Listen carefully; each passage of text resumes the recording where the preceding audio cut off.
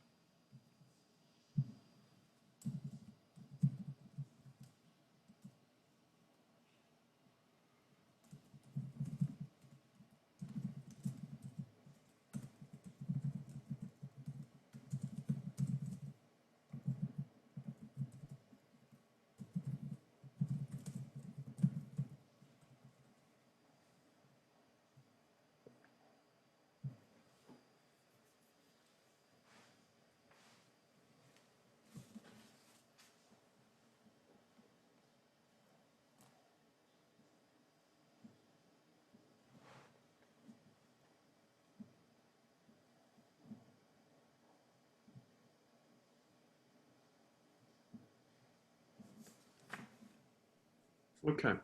Hopefully you found something to think about. Let me take a last couple of seconds just to finish off. So Chris, let's break down the anatomy of a good question. Let's start to think about what it is that makes a good question.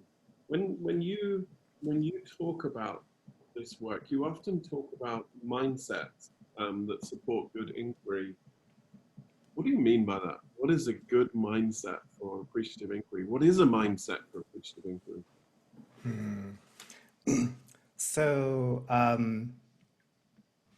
well, for me, I mean, the core word here is inquiry, and I think appreciative is a descriptor of that action or that practice. And so one mindset I think with inquiry is sort of the appreciative mindset. And so, how do you ask questions in a way that are designed to open someone up, maybe to appreciate what is working. If you were, if I were asking questions of you, Jeff, about your topic, they might be questions that allow me to appreciate where you are right now in your life with this question. So I think there's kind of yeah, just an appreciation of the moment, appreciation of you, and asking questions that allow you to appreciate the good and also what's possible for the future. I think there's also, and we talk a lot about growth mindset in MEA, as you all know, and so I think there's also probably in here kind of a growth mindset associated with inquiry. So, um, uh, for example, in growth mindset, the opposite of growth mindset is being so sort of tied to the outcome that you're just driving towards kind of the finished outcome or the kind of what you think is sort of the performative behavior rather than the behavior that's kind of more learning and growing and improvising towards a goal. And so I think in a growth mindset's powerful and appreciative inquiry because you're appreciating that this is a process and that this is a journey. And so how do you help someone have the mindset that there's a lot to learn along the way that's just as powerful as getting maybe to the result. I Terms of, think, yeah, keep going, keep going. I was just say I think energy. Energy. I think is a mindset, a positive energy. I want to say, like a sense of positivity. Sort of really, the brain can sometimes get in this negative loop or default, and so I think yeah, intentionally thinking about bringing positive energy or positive mindset to inquiry is also really powerful, and also knowing that that positivity can be infectious and can really support the person or the topic to kind of move into that positive framing rather than kind of looking at what's wrong or what might get in the way. So if I kind of play back some of these core factors of the right mindset, there is a mindset and it is around inquiring. And an inquiry is somewhere where you're truly curious, right? You're looking Mm, for answers. You're not knowing the answer. You are exploring. So that it's mhm, exploratory. The word appreciative you were sort of saying is that there's a sort of a positivity. There's a like what could be that mhm, into the growth mindset, into the journey that you might be able to take. mm, And this sort of positive energy. In your experience, Chris, is that how people ask themselves questions? mm. Probably not always. Which is just being human, I think. I think I find myself, sometimes stuck in this negative loop, and my questions can just, they almost build upon themselves. Like the negative feeds more negative, it feeds more negative, and so I have to catch myself in that kind of downward spiral, and sort of intentionally shift kind of upwards with intentional bringing in an intentional mindset of positivity and appreciation. And I can do it, and I have done it during this pandemic. There are times when I was just like, look at my calendar for the upcoming week and see that I have, 30 Zoom meetings, and I just, and I'll just freak out, like, oh my God, I can't believe this. This is stressing me out already. Yeah. And so, one Monday morning a week ago, I looked at my calendar and it's completely full with Zoom meetings. And I thought, okay, well, let me just take a breath. And I kind of put on a mindset of, okay, how can I think about this more positively or with curiosity?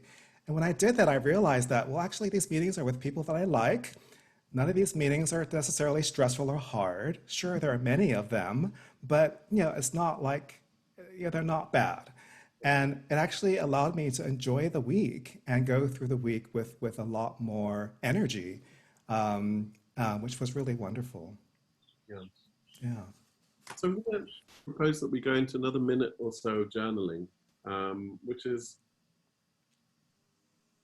review the mindset of the question you asked yourself. In light of the discussion we've just had, this sort of micro discussion around having this kind of positive energy and positive mindset towards the discussion, think about the question that you just asked yourself and think about the mindset that you had associated with your question.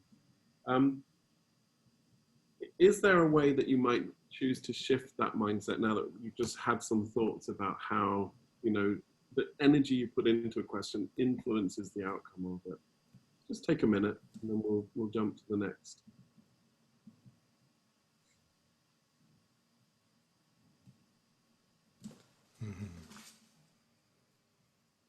You might think of this as like you kind of named a topic, a thing that you wanted to focus on, that you are focused on at this time, in this liminal time.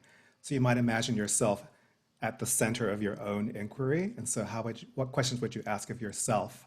And what mindset would you bring?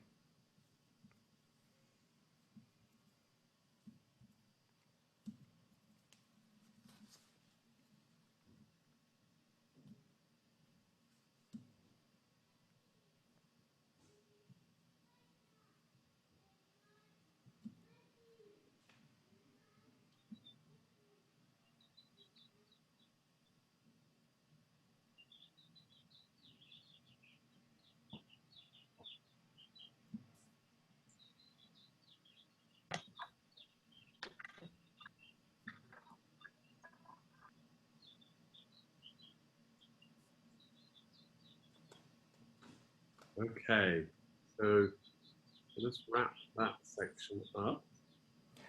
Maybe just give an example, Jeff. Would that help? Yeah, of course. Yeah. So as I just quickly mentioned earlier, that I'm considering a move to Europe, and um, my mindset. I have several mindsets as I approach this. I realized some of it. I have a bit of an anxiety mindset about, oh my gosh, there are so many details to figure out, and like when do we go and how do we go, and etc. But when I actually kind of really put on an appreciative hat and a curiosity hat, I realized that my questions shift from kind of how questions, um, or the how and the when and the what questions, to kind of deeper, more juicy questions about like who do I want to become in this new life, and what are the conditions that I might create or that will support me in becoming the kind of person that I want to be, or to have the impact that I really want to have. Maybe like what am I leaving behind, or what am I letting go of in order to make this happen? And so, when I really put on that curiosity hat and that appreciative hat, such much more interesting questions start surfacing, and I think those questions will ultimately take care of the how and the when and the what questions later on. And it connects to this idea of purpose, right? So rather than getting caught up in the means, get caught up in the ends of what you're doing, where you're going. And you went to a Quaker college, right? I did. Growing up as a kid. And so literally from your earliest education, you've been taught about what it is to ask a good question. There are rubrics that the Quakers give out in this area. Can you talk to us about what is a good question? What makes a good question? Yeah, so Quakers are amazing at inquiry, and there's a process called the Clearness Committee. We'll send out a link to this document explaining it, but it's kind of similar to the Appreciative Inquiry Circle that we do in MEA. So the idea is that a volunteer would bring a topic to a group, and then that group would sit with them and basically ask them questions to help them discern the answer to their own question. And the process is a very powerful one, and their inquiry is framed around this idea of open and honest questions. So, for example, an open question is one where it's not a closed question, so it's beyond a yes or no question. It's a question that is open and invites someone to really share more and discover more that's in their question. An open question is also one where, as the asker, you don't really know what the answer is. And so it's not a question disguised as advice or disguised as an opinion. It's truly a question that you ask of another or of yourself where you really don't know the answer to it. An honest question is one that is really in support of the other person and support of them unlocking their inner resources. So it's not a question trying to trick them or manipulate them into something that you think they should be doing to help themselves, etc. So those are a few qualities of inquiry that happens in this Quaker practice. But I think another aspect, and someone posted this in the chat box, another aspect of a good question is just being present with someone, being present, like asking the question and being present with the question and with the other person or with yourself to be patient, to allow that question to sit and be absorbed so that the inner wisdom in response to that question can emerge and surface in its own pace. And that might sometimes take some time. You might need to sit on that question for a while, or allow the answers to that question to come and evolve over time as you continue to sit with the question.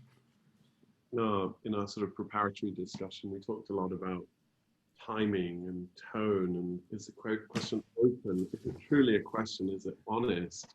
Yeah. You added a note. You said, "Is it beautiful?" What does that mean to you?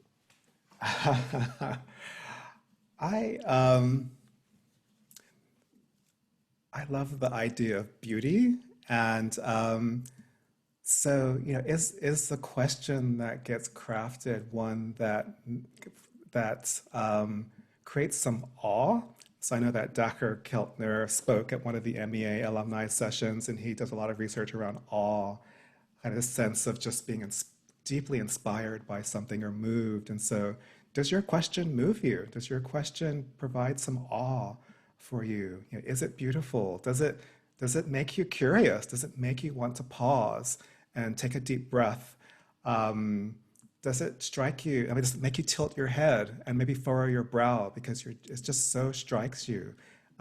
Is it the kind of in the face of the beautiful question that you can't give it a quick answer, that it really requires thought, like thoughtfulness and intention behind it? And so I think, a frame of beauty on questions for me is really particularly provocative and helpful. So we have about 7 minutes left. So I'm going to give you guys 1 minute. We've been going through a sort of a funnel of sort of themes and potential questions that are going on in your life. What are the 3 questions, or what would be a beautiful question you might ask yourself as you think about this topic that you're wrestling with right now? Chris, I don't know if you want to elaborate on that, but I love what you did. Okay. So take a minute. How might you reframe your theme into a beautiful question?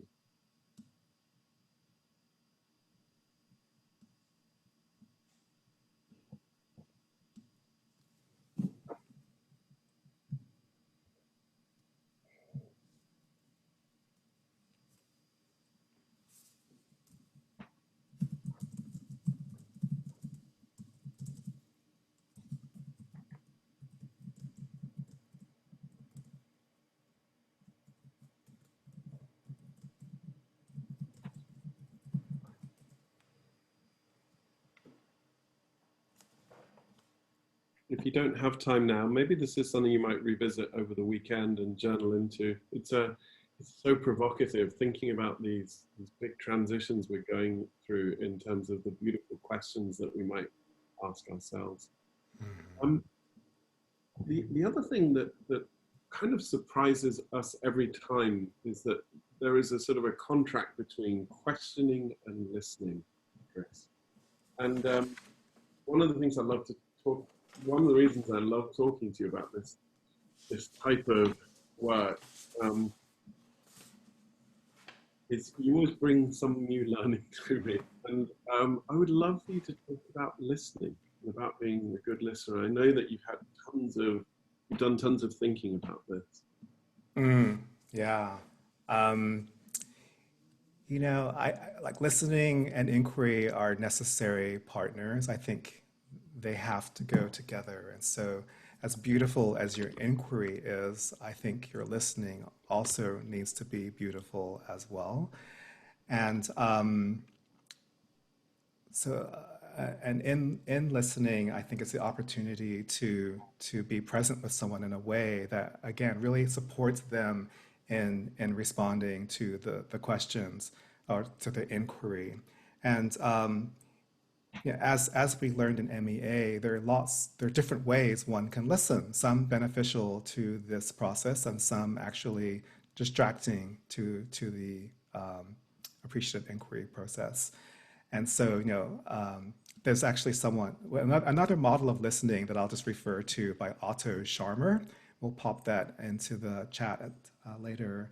But similar to the three levels of listening that we learned about in MEA, his model has four levels, and I'll just share them really quickly as a reference. But at the low end of listening is a kind of listening that he calls downloading, which is really it's really you as a listener. You're not really listening well to the person. You're just listening to their words and comparing it to what you already know. So it's a kind of a rational brain kind of listening for information. And then there's factual listening, where you're listening maybe a little bit more, but you're kind of comparing what you're hearing to what you already know, and looking for those differences. And then you kind of shift into what's kind of more in the appreciative realm of listening, which is empathic listening, where you're really then listening with the ability to hear not just the person's words, but kind of hear and feel their experience and kind of understand what they're facing from their own eyes and ears.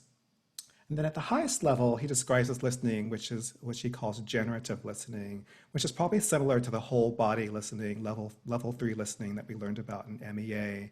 And to me, that's the beautiful listening, I think, has a generative quality to it. So it's really putting your personality aside, like you step away and suddenly you're so present with the other person that you're able to feel kind of what their responses are, what their experience is, and you're able in your listening to see their best possible future self. So there's an opportunity for you to listen so well that you can see what's possible for them, and then support them with further inquiry and then further listening that helps them unlock themselves and unlock their inner wisdom to actually begin making movements towards that best possible self. So to me, that's a gorgeous, beautiful process that I think aligns so well with what we want to do in MEA.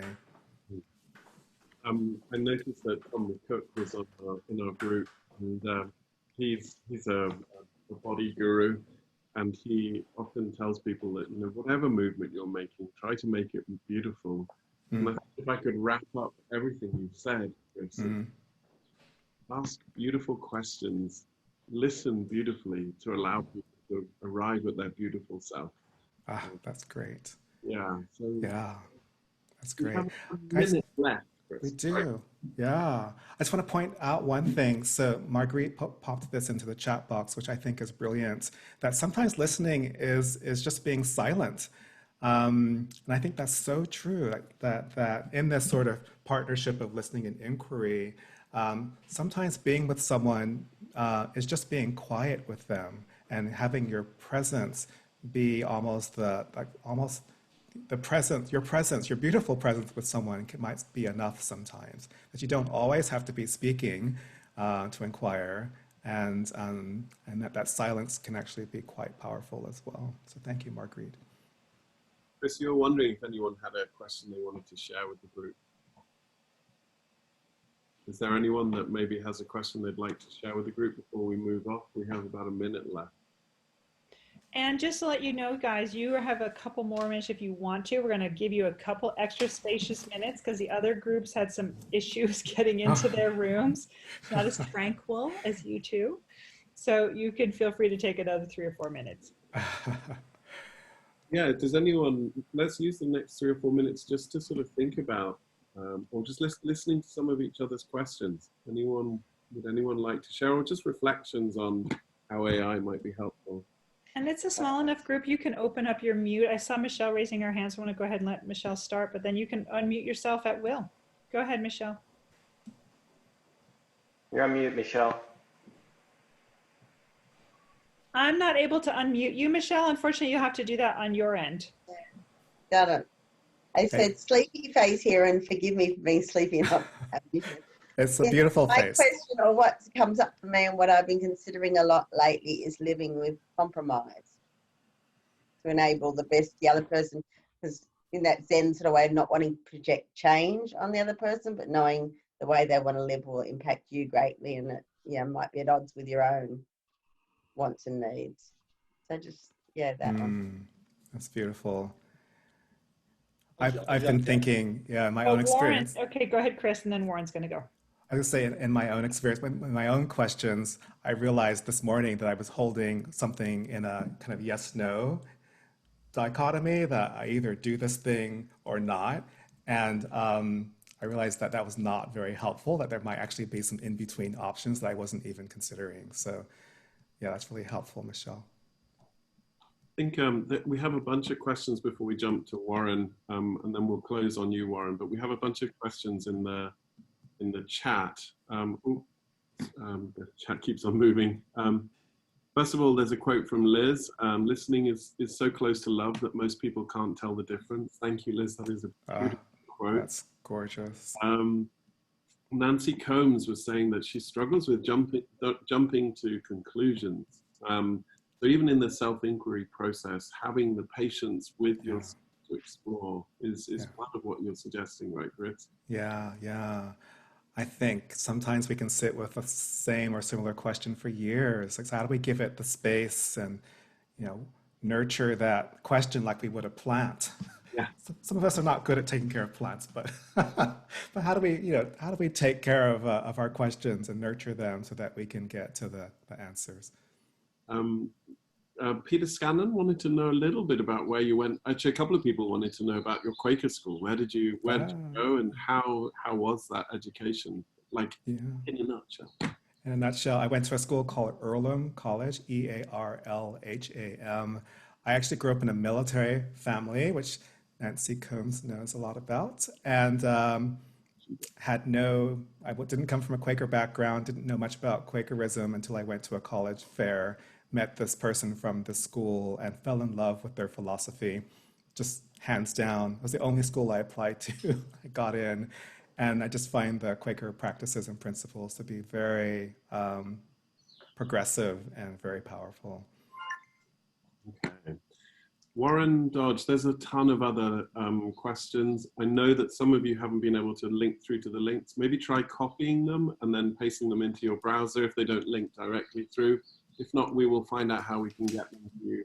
Well, so if I can just break in for one moment, I'll let you guys wrap up because all the rooms are going to be coming back together. So this is the complicated part, is that when you came on this morning, you registered for the reunion, right? And you had a link that was in your email box. That's the link you want to go back to right now. So the link you used to come here is over in about 1 minute. So you want to go back to your email, or if you had it in your calendar, it was confirmation resume 2020 in your email box, or it was in your calendar. That's the link you want to go find to go back to the main room. So I'll let you two just say thank you and wrap up with your last minute, and then we're going to all do that. Thank you. Let's wrap up. Thank you. Thank you, everyone. Let's put it up. That was beautiful and tranquil and nourishing and delicious and fabulous. And beautiful. And beautiful. You guys got the cool, tranquil water. So I'm going to be ending this meeting. So that means that everybody has your instructions. Go back to your original email that put you into the Resumian and click it again to come back in. And I'm going to be over there to meet you. Okay? All right. Ciao, everybody. Yeah. Bye. Guys, thanks, Carrie. Questions. Thank you so much. Bye. Bye. Chris, you're amazing. You're amazing, You are. Jeff. You guys are amazing. Okay, I got to end the meeting. Bye.